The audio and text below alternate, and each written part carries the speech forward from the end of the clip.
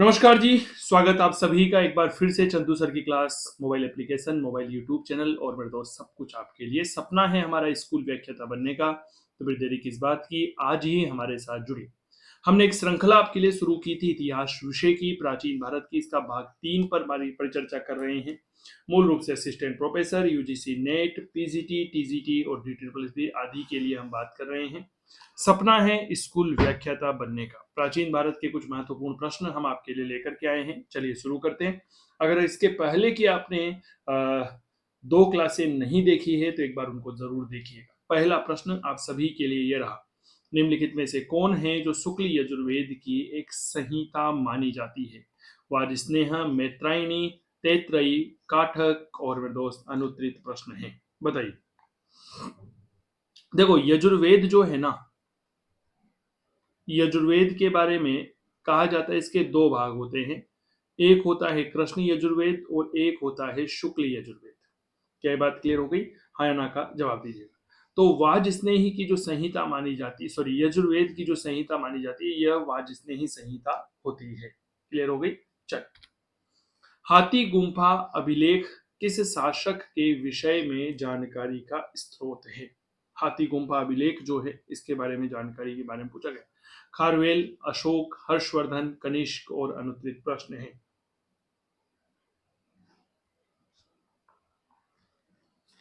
बहुत बढ़िया प्रश्न है, कृपया मुझे बताएं।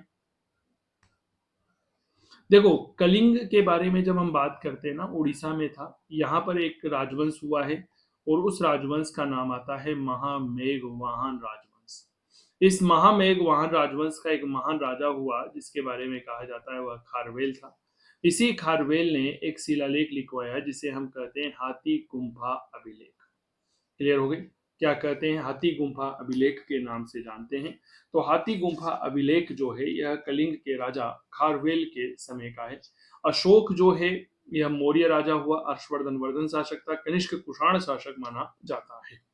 क्लियर? चलिए, निम्नलिखित में से किस स्थानों पर मध्य पाषाण काल में पशुपालन के प्रमाण मिलते हैं? पशुपालन के एविडेंस हमें मध्य पाषाण काल में कहां से प्राप्त होते हैं? बताइए। औदे, बोरी, बागोर, लखनिया से। देखो, जब हम पशुपालन के बारे में चर्चा करते हैं, देखो सबसे पहले मनुष्य के द्वारा शिकार किया गया था। शिकार के बाद मनुष्य ने पशुपालन को आरंभ किया और पशुपालन के बाद मनुष्य जो है वह कृषि को अपनाता है। कृषि का साक्ष्य हमें संत कबीर नगर के लहुरा देव से प्राप्त होता है। इसके अलावा कोल्डी हवा से प्राप्त होता है और इसके अलावा जो है हम बलूचिस्तान के मेहरगढ़ से देखते हैं। उत्तर प्रदेश में संत कबीर नगर में है, इलाहाबाद का बेलन घाटी क्षेत्र है कोल्डी हवा, और मेहरगढ़ पाकिस्तान के बलूचिस्तान में। लेकिन हम यहाँ पर किसकी बात कर रहे हैं? पशुपालन। हमारे भारत में दो जगह है। मध्य प्रदेश में एक जगह आती है, नाम है आदमगढ़, यहाँ से पशुपालन मिला है। अब चूंकि इसमें से आदमगढ़ तो कहीं पर ऑप्शन में ही नहीं है, तो दूसरा महत्वपूर्ण स्थान राजस्थान के भीलवाड़ा जिले में कोठारी नदी के किनारे पर आता है बागोर। ठीक है, बागोर कहाँ पर है? बागोर है राजस्थान में। राजस्थान में जिले की बात करते हैं तो यह भीलवाड़ा जिला है। और मेरे प्यारे साथियों, नदी की बात करते हैं तो यह आपके कोठारी नदी आ जाती है। क्लियर हो गई? यहाँ पर है और यहाँ पर 5 मानव कंकाल के साक्ष्य भी हमें प्राप्त हुए हैं। तो पशुपालन का प्राचीनतम साक्ष्य हमें कहां पर मिला है? बागोर से मिला। एक बार केवीएस 2019 में प्रश्न पूछा था, अगर आपको पता हो तो, कि किस स्थान से हमें पालतू भैंस का साक्ष्य प्राप्त हुआ है। अब देखो क्या होता है ना, भैंस यानी कि जानवर आ गया, पशुपालन आ गया। तो इस तरह के ऑप्शन में अगर आपके आदमगढ़ है, मान लीजिए आपके बागोर दे रखा है, आपके मेहरगढ़ दे रखा है, आपके जो है वह कोल्डी हवा दे रखा है, तो जैसे ही पशुपालन आता है ना, तो मेहरगढ़ और कोल्डी हवा को सबसे पहले क्रॉस करते हैं, क्योंकि हमें पता रहता है कि पशुपालन का साक्ष्य आदमगढ़ और बागोर से मिला है। लेकिन मेरे दोस्त, ये गलत हो जाता है। पालतू भैंस का प्रमाण हमें बलूचिस्तान के मेहरगढ़ से प्राप्त हुआ है। क्या बात क्लियर हो गई? इसीलिए मैं अक्सर कहता हूं कि जब आप इतिहास पढ़ रहे हो तो पूरे मनोयोग के साथ अपने विषय की इस तरह से तैयारी करें कि कोई भी प्रश्न जो है वह बाहर नहीं जाना चाहिए। क्लियर हो गई? अगला प्रश्न देखिए। सूची 1 को सूची 2 के साथ सुमेलित करिए। यूपी पीएससी का सवाल है। दक्षिणी भारत में समुद्रगुप्त के समकालीन नरेश है और उनके कुछ राज्य हैं: धनंजय, नीलराज, उग्रसेन, विष्णु गोपा, अवमुक्त, कांची, कुस्तलपुर और पालक्का। तो यहाँ पर यह कुछ राजाओं से जुड़े हुए सवाल है। ऑप्शन देखिएगा, 1 2 3 4, 2 1 4 3, 3 1 4 2 और 4 3 2 1। समुद्रगुप्त जो है, इसने इसे क्या कहा जाता है, इसे भारत का नेपोलियन कहा जाता है। समझ में आ गई क्यों? क्योंकि इसने पूरे भारत को जीतने की नीति का प्रतिपालन किया था। ठीक है। धनंजय जो है, मूल रूप से अगर मैं इस धनंजय के बारे में परिचर्चा करता हूं तो कहा जाता है कि धनंजय जो है यह कुस्तलपुर का राजा हुआ करता था। क्लियर हो गई। नीलराज जो है अवमुक्त का राजा था। पालक का राजा उग्रसेन हुआ करता था, जिसके खिलाफ समुद्रगुप्त ने ग्रहण मोक्षानुग्रह की नीति को अपनाया था। विष्णुगोप जो है यह कांची का राजा था। तो सही जवाब ए में जो है वह 3 हो गया, बी में 1 हो गया, उग्रसेन 4 हो गया और मेरे दोस्त विष्णुगोप जो है वह 2 नंबर, 3 1 4 और 2। तो सही जवाब जो है वह क्या हो गया, याद रखिएगा, सी हो जाता है। निम्नलिखित में से कौन सी एक ऐसी संस्था है जो विदेशी व्यापार से जुड़ी हुई थी? श्रेणी, नगरम, नानादेशी, मणिग्रामम। अनुत्तरित प्रश्न है। एक ऐसी संस्था जो कि विदेश व्यापार से जुड़ी हुई थी, वह कौन सी संस्था मानी जाती है? जरूर जवाब दीजिएगा। विदेश व्यापार से संबंधित संस्था, देखिए, मलाया, मगध, कौशल, नेपाल, पारस जैसे देशों के साथ व्यापारिक संबंध स्थापित करने वाली संस्था नानादेशी हुआ करती थी। यह व्यापारियों का एक समूह हुआ करता था जो मूल रूप से विदेश व्यापार करने के लिए जाना जाता था। कौन सा व्यापार करने के लिए याद किया जाता था? विदेश व्यापार करने के लिए जाना जाता था। नानादेशी प्रकार की संस्था जो है यह होयसल साम्राज्य के अंतर्गत स्थापित की गई थी। किसके अंतर्गत स्थापित की गई थी? होयसल साम्राज्य के अंतर्गत इसकी स्थापना की गई थी। अगला, पुष्यमित्र शुंग द्वारा 2 अश्वमेध यज्ञ किए जाने के बारे में हमें जानकारी मिलती है किस लेख से? अभी संस्कृत डिपार्टमेंट का पेपर हुआ था ना, उसमें यह प्रश्न पूछा गया था, अगर आपको पता हो तो। हालांकि उसमें यह प्रश्न नहीं पूछा गया था, उसमें प्रश्न पूछा गया था इसकी उपाधि से लेकर के, है ना। तो इसकी उपाधि जो है ना वह कुछ इस तरह से होती है कि जब हम समुद्रगुप्त के बारे में पढ़ते हैं तो इस पुष्यमित्र शुंग के बारे में पढ़ते हैं तो इसने 2 अश्वमेध यज्ञ किए थे। और इन अश्वमेध के पुरोहित कौन थे? तो याद रखना, पतंजलि पुरोहित हुआ करते थे। क्लियर हो गई। और इसकी जानकारी अयोध्या अभिलेख से हमें प्राप्त होती है। क्लियर हो गई। पुष्यमित्र शुंग मूल रूप से मौर्य सेनापति था। अंतिम मौर्य शासक बृहदत्त की हत्या यह कर देता है, हत्या करके गद्दी पर बैठ जाता है। क्लियर हो गई।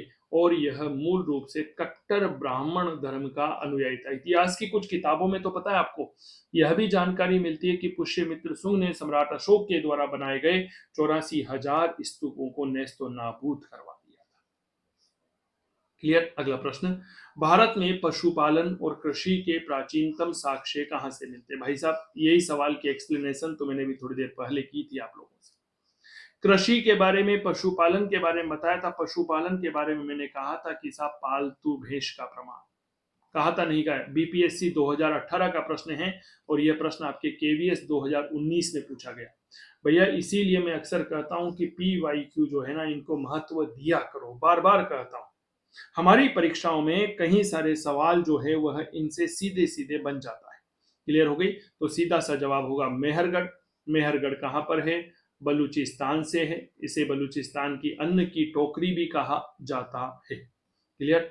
भगवान बुद्ध के महापरिनिर्वाण के बाद पहली बौद्ध संगीति का आयोजन हुआ था।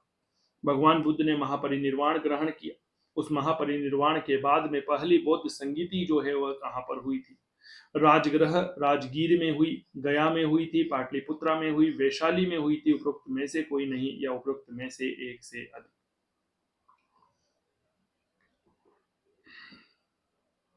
भगवान बुद्ध के महापरिनिर्वाण के बाद पहली बौद्ध संगीति जो है वह कहां पर हुई थी? तो आप याद रखिएगा, वह राजगृह बिहार में हुई थी। कहां पर हुई थी? तो याद रखिएगा, राजगृह में हुई थी, बिहार में हुई थी। और इस समय जो राजा था उसका नाम क्या था? याद रखिएगा, अजात शत्रु था, जो हर्यक राजवंश का था। इसे ही पितृहंता भी कहा जाता है। और इस समिति के जो अध्यक्ष माने जाते हैं उनका नाम आता है महाकश्यप। अध्यक्ष कौन थे? तो याद रखिएगा, अध्यक्ष थे महाकश्यप। क्लियर? अगला प्रश्न देखिए, इनमें से सर्वप्रथम व्यापक पैमाने पर स्वर्ण मुद्रा का प्रचलन किसने किया? व्यापक पैमाने का मतलब होता है कि सर्वाधिक मात्रा में। समझ में आ गई? मैं एक बात हमेशा याद रखो, जब भी आप कोई सवाल को हल कर रहे हो तो एक एक प्रश्न को बहुत अच्छे से पढ़ा करो। व्यापक पैमाने पर स्वर्ण मुद्रा का प्रचलन पुष्यमित्र सुंग ने, मिनांडर ने, विम कडफिसस, गौतमी पुत्र सातकर्णी और उपरोक्त में से कोई नहीं। व्यापक पैमाने पर स्वर्ण मुद्रा का प्रचलन जो है वह किसके द्वारा किया गया था? बताइए। व्यापक पैमाने पर, सर याद रखना, एक कुषाण शासक हुआ है, नाम है विम कडफिसस। 90 में शासक बना था, 100 ईस्वी तक शासक रहा। कौन से वंश का था यह? कुषाण राजवंश का था। इसी के द्वारा सबसे ज्यादा सोने की मुद्राओं का प्रचलन किया गया था। क्लियर हो गई क्या? चलिए जी, इसके बाद अगला प्रश्न, इनमें से किसने पहली बार यह व्याख्या दी कि पृथ्वी तो अपनी दूरी पर घूमने के कारण प्रतिदिन सूर्य और सूर्यास्त करती है? समझ में आई क्या बात? यानी कि क्या कहा कि भैया देखो, मामला कुछ ऐसा है, मामला ऐसा है कि पृथ्वी जो है वह केंद्र में है और सारे ग्रह जो है वह इसके चारों तरफ जो है वह क्या लगाते हैं? चक्कर लगाते हैं। समझ में आ गई क्या? सारे ग्रह क्या है? इसके चक्कर लगाते हैं और वह अपनी दूरी पर घूमते रहते। ठीक है, तो यह बात कहने वाला मूल रूप से कौन था? थोड़ा सा इसके बारे में हमें जरूर बताइए। बताइए सर, ऐसी बात कहने वाला जो है वह कौन था? तो याद रखना, वह आर्यभट्ट था। ठीक है, अपनी दूरी पर घूमती है और इसी वजह से सूर्य और सूर्यास्त और सूर्योदय होता है। आर्यभट्ट के बारे में अगर मैं बात करता हूं ना, तो इसने ही सबसे पहले, मेरे प्यारे साथियों याद रखिएगा, सूर्य ग्रहण का सिद्धांत दिया। इसी के द्वारा जो है वह चंद्र ग्रहण की थ्योरी भी दी गई थी। क्लियर? चलिए अगला प्रश्न, सुवर्ण भूमि का वह राजा कौन था जिसने नालंदा में एक बौद्ध विहार की स्थापना की थी? उसके रखरखाव हेतु अपने दूत देवपाल के द्वारा 5 गांव दान देने की प्रार्थना की थी। धरणीधद्र, संग्राम धनंजय, बालपुत्र देव, चूड़ामणि वर्मन, उपरोक्त में से कोई नहीं? बताइए। नालंदा में एक बौद्ध विहार बनाया और उसके लिए पैसों की आवभाव के लिए 5 गांव अनुदान में दिए थे। यह बालपुत्र देव हुआ करता था। बहुत प्रसिद्ध राजा है, कई बार बालपुत्र देव से प्रश्न पूछा गया है। अगला प्रश्न, हाँ, अरे भाई गजब गजब, ये ऑफर तो मिस मत करना है ना। सभी विद्यार्थी इस बात को बहुत अच्छे से ध्यान दीजिएगा। सिलेक्शन की न होने पर आपकी पूरी फीस रिफंड कर दी जाएगी। होली का एक रंगीन ऑफर आ रहा है 13 से लेकर 16 मार्च तक। ठीक है, चंदू सर की क्लास मोबाइल एप्लीकेशन पर इतिहास के जितने भी ऑनलाइन कोर्सेज हैं, इन पर 50% तक की छूट आपको दी जा रही है। साथ ही 3 महीने की अतिरिक्त वैधता आपको दी जाएगी। ये QR कोड है, इसे आप स्कैन करके हमारा मोबाइल एप्लीकेशन डाउनलोड कर सकते हैं या हमारी हेल्पलाइन नंबर 8802060952 पर संपर्क करें। यहाँ पर कौन कौन से कोर्स अवेलेबल होने वाले हैं? हिस्ट्री फर्स्ट ग्रेड का पेपर 2 का कोर्स रहेगा 2999 का। इतिहास फाउंडेशन सभी PGT एग्जाम का 4499, विश्व इतिहास का 999 का है, प्राचीन भारत 999, मध्यकालीन भारत 999, आधुनिक भारत 999, टेस्ट सीरीज 799 की रहेगी। PDF नोट्स जो है वह 1111 रुपए के रहने वाले हैं। तो फिर देरी किस बात की, आज ही गूगल प्ले स्टोर से चंदू सर की क्लास मोबाइल एप्लीकेशन को डाउनलोड करना मत भूलिएगा। बहुत शानदार एप्लीकेशन इतिहास के लिए ये रहने वाला है। अगला प्रश्न, एक और किताब के बारे में सवाल है, बहुत ही अद्भुत प्रश्न है। पेरिप्लस ऑफ द इरीथियन सी नामक किताब जो है यह किसने लिखी है? टेसियस ने लिखी है, प्लिनी ने लिखी है, टोल्मी ने, स्ट्रेबो ने, उपरोक्त में से कोई नहीं? बताइए। पेरिप्लस ऑफ द एरिथियन सी जो है यह किसने लिखी है? बताओ। मूल रूप से यह एक यूनानी लेखक था, लेकिन हमें इसके बारे में कोई जानकारी नहीं मिलती, तो हम कहते हैं साहब यह अज्ञात व्यक्ति के द्वारा लिखी गई। आखिरकार यह अज्ञात था कौन? तो नई नई रिसर्च होकर के आ रही है, तो पता था यह एक यूनानी लेखक था। क्लियर हो गई। और इसका अनुवाद जो है वह विल्फ्रेड एच शॉप द्वारा अंग्रेजी भाषा में किया गया था। तो इसका जो अंग्रेजी अनुवाद है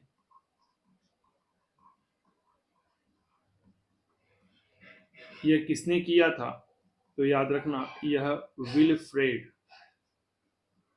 एच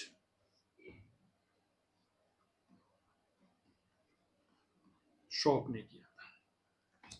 क्लियर हो गई क्या बात? चलिए आगे बढ़े। नवपाषाण युग में भारतीय उपमहाद्वीप के उत्तर पश्चिमी क्षेत्र में निम्नलिखित में से किस स्थान पर कृषि के अभ्युदय के प्रारंभिक प्रमाण प्राप्त हुए हैं? मुंडी गार्क, मेहरगढ़, दब्बसाटट, बालाकोट और आमरी। कृषि के प्राचीनतम प्रमाण भारतीय उपमहाद्वीप में। बेसिकली ये सवाल 2018 का है। 2018 तक भारत में ऐसा माना जाता था कि कृषि के प्राचीनतम प्रमाण मेहरगढ़ से प्राप्त हुए, है ना। मेहरगढ़ में जो प्रमाण प्राप्त हुए हैं वो लगभग 7000 ईसा पूर्व के माने जाते हैं। लेकिन अब एक नया शब्द, नई खोज निकल कर गया, ये लहुरा देव। लहुरा देव में 9000 ईसा पूर्व के प्रमाण माने गए। अरे यार एक बात हो, सीधी सी बात है, मेहरगढ़ पड़ता है पाकिस्तान। भारतीय पुरातत्वविदों ने सोचा होगा कि कब तक हम पाकिस्तान पढ़ाते रहेंगे, कभी भारत भी तो पढ़ाओ। तो इन्होंने उत्तर प्रदेश में संत कबीर नगर में जो है वह लहुरा देव की खोज कर दी और कह दिया जी सबसे प्राचीन प्रमाण यहीं से मिले। लेकिन चूंकि लहुरा देव जो है वह यहाँ पर ऑप्शन में नहीं है, इसीलिए हमें मेहरगढ़ के साथ जाना पड़ेगा। अब मान लीजिए लहुरा देव भी ऑप्शन में नहीं है, मेहरगढ़ भी नहीं है, तब आप कोल्डी हवा को जाएंगे। यहां से हमें चावल के साक्ष्य मिले हैं। कोल्डी हवा, ठंडी हवा, है ना, ठंडा ठंडा पानी। अगला प्रश्न, सर कुछ कथन पढ़िए यहाँ पर। हरिशैन समुद्रगुप्त के दरबार का राजकवि था। उसने देवी चंद्रगुप्तम नामक महाकाव्य लिखा। वह प्रयाग प्रशस्ति का रचनाकार भी था। ठीक है, सवाल देखिए, उत्तर चुनिए। 1 2 3 सही है, 1 2 सही है, 2 3 सही है, केवल 1 सही है, 1 3 सही है। बहुत बढ़िया सवाल है। देखिए, जब समुद्रगुप्त के बारे में पढ़ते हैं ना तो पता चलता है कि समुद्रगुप्त का दरबारी विद्वान था और महासंधि विग्रह पद पर था। नाम था हरिशैन। इसी हरिशैन ने समुद्रगुप्त की वीरता की गाथा लिखी है प्रयाग प्रशस्ति में। संस्कृत भाषा में लिखी गई है, चंपू काव्य में है। तो 1 और 3 सही है। देवी चंद्रगुप्तम जो है यह हरिशैन की रचना नहीं होकर के किसकी रचना है? यह विशाख दत्त की रचना मानी जाती है। तो यहाँ पर सही होगा 1 और 3। क्या ऐसा कहीं ऑप्शन में है? बिल्कुल, ऑप्शन नंबर ई यहाँ पर सही जवाब होगा। अधोलिखित में से कौन एक चार्वाक के अनुसार सर्वोच्च मूल्य है? धर्म, अर्थ, काम, मोक्ष और भक्ति। चार्वाक जिसने लोकायत दर्शन का प्रतिपादन किया था। कौन सा दर्शन दिया था? लोकायत। लोकायत दर्शन जो है ना वो यह कहता है खाओ पियो मौज करो, है ना। क्या कहता है? खाओ पियो मौज करो, कोई टेंशन नहीं है जी। जो सामने है ना, जीवन की वास्तविकता पर बल देता है यह। तो स्वाभाविक बात है, जब इस तरह का धर्म की तो बात करेगा नहीं, पैसों से मतलब रखता नहीं, काम की भावना पर बल देता है। किसकी भावना पर? मोक्ष और भक्ति, ये सब फालतू की बातें हो जाती है चार्वाक दर्शन के अनुसार। कौन सा दर्शन है जो त्रिरत्न पर वो मानता है? बौद्ध दर्शन है, ठीक है। इसके बाद अगर मैं बात करता हूं तो योग दर्शन है, न्याय दर्शन है, जैन दर्शन है, इनमें से कोई नहीं। ताजुब की बात यह रहेगी कि त्रिरत्न जो है ना, ये जैन दर्शन भी मानता है, बौद्ध दर्शन भी मानता है, वैदिक दर्शन भी मानता है। वैदिक दर्शन में जो 3 वेद हुए हैं, ऋग्वेद, यजुर्वेद और सामवेद, उनको त्रिरत्न कहा गया। बौद्ध दर्शन में धम्म, है ना, बुद्ध, बुद्धम शरणम गच्छामि, धम्मम शरणम गच्छामि, संगम शरणम गच्छामि, यानी कि बुद्ध, धम्म और संघ को त्रिरत्न माना गया है। लेकिन ये त्रिरत्न मूल रूप से जैन दर्शन के माने गए हैं। जैन दर्शन के जो त्रिरत्न माने जाते हैं उनमें सबसे पहला आता है सम्यक दर्शन, यानी कि आप सही विश्वास करें। दूसरा आता है सम्यक चरित्र, यानी कि आप सही तरह से आचरण करिए। और तीसरा आता है सम्यक ज्ञान। ठीक है, यह बात याद रखिए, यानी कि आपको सही ज्ञान होना चाहिए। अरे आप एक बात बताइए, आप अगर कहीं पर विश्वास, आप मेरे साथ विश्वास कर करके मेरी क्लास ले रहे हो ना मेरे प्यारे साथियों, तो मुझ पर विश्वास करिए। सही है गलत है? अपने जीवन में ऐसा आचरण अपनाइए कि दूसरे व्यक्ति आपसे मोटिवेट हो सके कि हाँ मुझे ऐसा व्यवहार करना है जैसा वो व्यक्ति करना है। ज्ञान लो तो पूरा लो ना। अध जल गगरी छलकत जाए वाली स्थिति आप अपने आप में क्यों उत्पन्न करते हैं, वो कभी करनी ही नहीं चाहिए। क्लियर? चलिए, क्षणिकवाद का प्रतिपादन किसने किया था? एक शब्द आता है क्षणिकवाद। यह बुद्ध के द्वारा प्रतिपादित किया गया, जैन के द्वारा, चारवाक, न्याय और इनमें से कोई नहीं। क्षणिकवाद, क्षणिकवाद को क्षणभंगुरवाद भी कहते हैं, है ना? क्या कहते हैं इसे? तो इसे हम कहते हैं क्षण भंगुरवाद। क्लियर हो गई? क्या कहते हैं? क्षण भंगुरवाद कहते हैं। इसका अंतर्गत क्या होता है कि संसार की समस्त वस्तुएं जो है वह किसी न किसी कारणवश उत्पन्न हुई है, और जैसे ही वह कारण समाप्त होता है तो वह वस्तु भी समाप्त हो जाती है। यानी कि प्रत्येक वस्तु एक निश्चित समय के लिए आती है, निश्चित पल के लिए आती है, और ऐसा भगवान बुद्ध कहते हैं। तो यह बुद्ध दर्शन के अनुसार है, सभी वस्तुएं सापेक्ष और परिस्थिति अथवा कारण विशेष पर निर्भर करती है, अस्थायी है, अतः वह भी क्या होती है? क्षणिक होती है। अनात्मवाद का सिद्धांत है सांख्य का, वेदांत का, बौद्ध दर्शन का, जैन दर्शन का, और इनमें से कोई नहीं। बताइए, अनात्मवाद का सिद्धांत।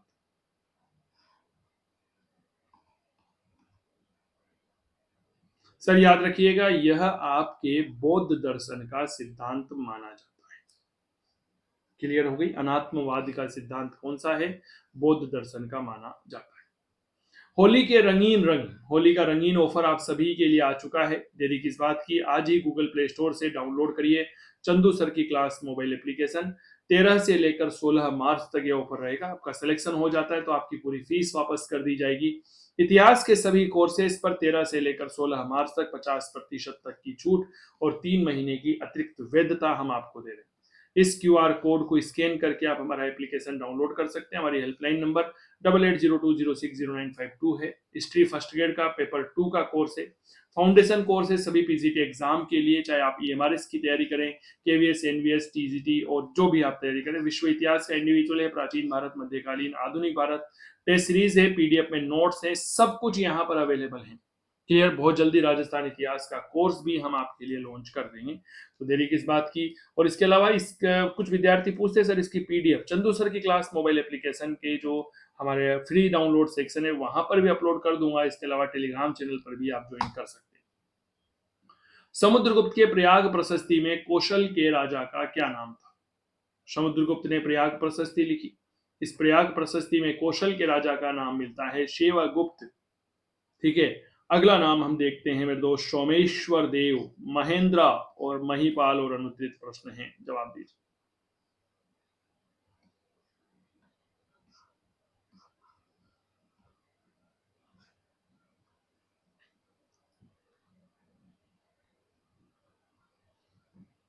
चलिए सर, याद रखना यहां पर महेंद्र का नाम मिलता है। प्रयाग प्रशस्ति के रचनाकार कौन है? हरिशेन है। कहा जाता है समुद्रगुप्त ने, मेरे प्यारे साथियों, 5 भागों में अपनी विजयों को पूरा किया था। आर्यावर्त की विजय, दक्षिणापथ की विजय, आठवीं राज्यों की विजय, दक्षिण भारत के कौशल राज्य की विजय, सीमावर्ती प्रदेश। क्लियर हो गई? तो यहाँ पर कौशल का जो राजा था वह महेंद्र था, और कौशल जो है, यह बात याद रखिएगा, यह वर्तमान छत्तीसगढ़ वाला भूभाग आता है। ठीक है, चलिए अगला प्रश्न। कालिका पुराण जो है वह किस धर्म से संबंधित है? वैष्णव से, शाक्त से, बौद्ध से, जैन से, और अनुत्तरित प्रश्न है कालिका पुराण का संबंध किस धर्म से माना जाता है? बताइए। सर कालिका पुराण जो है इसे ही हम कली पुराण भी कहते हैं। क्या कहते हैं? तो याद रखिएगा, इसे ही कली पुराण कहा जाता है, और यह मूल रूप से शाक्त से संबंधित माना जाता है, यानी कि शक्ति से संबंधित माना जाता है। असम क्षेत्र में इसका संकलन किया गया था। ठीक है, और असम का जो पुराना नाम होता है इसे क्या कहा जाता है? कामरूप कहा जाता है। क्या बात क्लियर हो गई? और इसमें जो है मार्कंडेय का भी उल्लेख आता है। किसका उल्लेख आता है? तो आप याद रखिएगा, मार्कंडेय जो है इसका भी उल्लेख आता है। क्लियर हो गई? तो कली पुराण या कालिका पुराण जो है यह असम से जुड़ा हुआ है, शक्ति से जुड़ा हुआ है, और मार्कंडेय का उल्लेख भी यहाँ पर आता है। प्राचीन काल में किस वर्ण को शार्तवाह कहा जाता था? एक ऐसा वर्ण जिसे शार्तवाह कहा जाता था, यह ब्राह्मण है, क्षत्रिय है, वैश्य है, शूद्र है और अनुत्तरित प्रश्न है। एक ऐसा वर्ण मेरे प्यारे साथियों जिसे क्या कहा जाता था, सार्तवाह कहा जाता था। यार स्वाभाविक बात है, प्राचीन काल में जो व्यापारी हुआ करते थे या व्यापारियों का जो समूह हुआ करता था, बताओ क्या, व्यापारियों का समूह, इस व्यापारियों के समूह को क्या कहा जाता था, सार्तवाह कहा जाता था। और व्यापारी क्या करते थे, व्यापार करने का काम करते थे। क्लियर हो गई। चलो, शुंगों के पूर्वज मूलतः किस स्थान से थे? मगध से, प्रयाग से, उज्जैन से, सौराष्ट्र से और अनुत्तरित प्रश्न है। जो शुंग हैं इनके पूर्वज, है ना, शुंग वंश का संस्थापक कौन था? याद रखना, पुष्यमित्र शुंग था, जो अंतिम मौर्य शासक बृहदत्त की हत्या करके गद्दी पर बैठता है। कट्टर ब्राह्मण था, अशोक के द्वारा बनाए गए 84,000 स्तूपों, माफी चाहूंगा,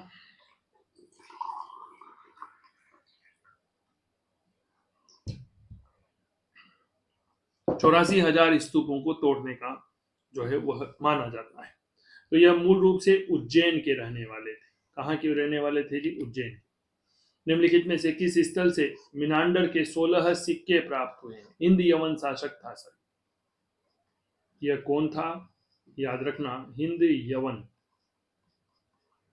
राजा था। कौन था? मिनांडर। इसके कितने सिक्के? 16 सिक्के हमें प्राप्त हुए हैं।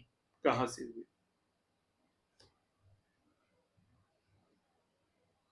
सर? ये बेराट से प्राप्त हुए हैं। बेराट की स्थापना महाभारत काल में राजा विराट के द्वारा की गई थी। किसके द्वारा की गई थी? विराट के द्वारा स्थापित की गई थी। इसीलिए क्या कहा जाता है इसे? विराट नगरी भी कहा जाता है। इसी बेराट से हमें मौर्य काल के जो सम्राट अशोक है, इस सम्राट अशोक का भाब्रू शिलालेख भी प्राप्त हुआ है। क्लियर? चल, बेराट। निम्नलिखित में से कौन सा शासक गुजर प्रतिहार वंश से संबंधित नहीं है? नागभट्ट द्वितीय, महेंद्रपाल प्रथम, देवपाल, भरतभट्ट प्रथम, अनुत्तरित प्रश्न है। गुजर प्रतिहार वंश से जुड़ा हुआ नहीं है। बताइए सर। याद रखना, गुजर प्रतिहार राजवंश से भरतभट्ट का संबंध नहीं माना जाता। नागभट्ट का रहा है, महेंद्रपाल का भी है, देवपाल, देवपाल पाल राजवंश का भी राजा हुआ है, और देवपाल गुजर प्रतिहार राजवंश का भी राजा हुआ है। क्लियर हो गई क्या बात? मूल रूप से जो देवपाल है ना, इस देवपाल के द्वारा 984 से लेकर के 990 ईस्वी तक शासन किया गया था। नागभट्ट द्वितीय जो है, इसके द्वारा 810 से 833 ईस्वी तक शासन किया गया। समझ में आ गई? और मेरे दोस्त जो महेंद्रपाल था, इसके द्वारा 885 से लेकर के 912 ईस्वी तक शासन किया गया था। भरतभट्ट नाम का कोई राजा जो है वो गुजर प्रतिहार वंश से नहीं हुआ। निम्नलिखित में से कौन सा एक प्राचीन भारत की श्रेणी व्यवस्था के बारे में असत्य है? प्राचीन भारत की श्रेणी व्यवस्था के बारे में गलत है। आरएस का प्रश्न है। श्रेणी व्यापारियों और कारीगरों का एक संगठन थी। उत्पादित वस्तुओं की गुणवत्ता और कीमत संबंधी श्रेणी द्वारा निर्धारित की जाती थी। श्रेणी अपने सदस्यों के आचरण पर भी नियंत्रण रखती थी। श्रेणी व्यवस्था मात्र उत्तर भारत में प्रचलन में थी। अनुत्तरित प्रश्न है। श्रेणी व्यवस्था के बारे में जो है वह यहाँ पर सही नहीं है। बहुत बढ़िया सवाल है।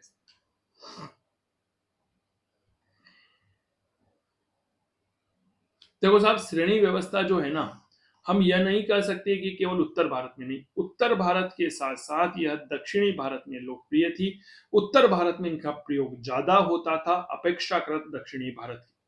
तो इस तरह की बात करना कि उत्तर भारत में लोकप्रिय थी, यह थोड़ा सा गलत हो जाता है। तो ये थे प्राचीन भारत की एक और महत्वपूर्ण क्लास आप सभी प्यारे साथियों के लिए। कैसी लगी हमें जरूर सूचना उपलब्ध करवा दीजिएगा। बाकी आप हमारे होली धमाका ऑफर का लाभ आप उठा सकते हैं। होली का रंगीन ऑफर आप सभी के लिए इस समय आ चुका है। 13 तारीख से लेकर 16 मार्च तक ये ऑफर होने वाला है। चंदू सर की क्लास मोबाइल एप्लीकेशन पर इतिहास के सभी ऑनलाइन कोर्सेज पर 50% तक की छूट, साथ ही 3 महीने की अतिरिक्त वैधता। ठीक है, PDF Telegram channel Chandu sir की क्लास पर अपलोड कर दी जाएगी। धन्यवाद। जय हिंद, जय भारत। स्वस्थ रहें, मस्त रहें, तंदुरुस्त रहें, करते रहें इतिहास की बात चंदू जैन के साथ। नमस्कार। Thank you.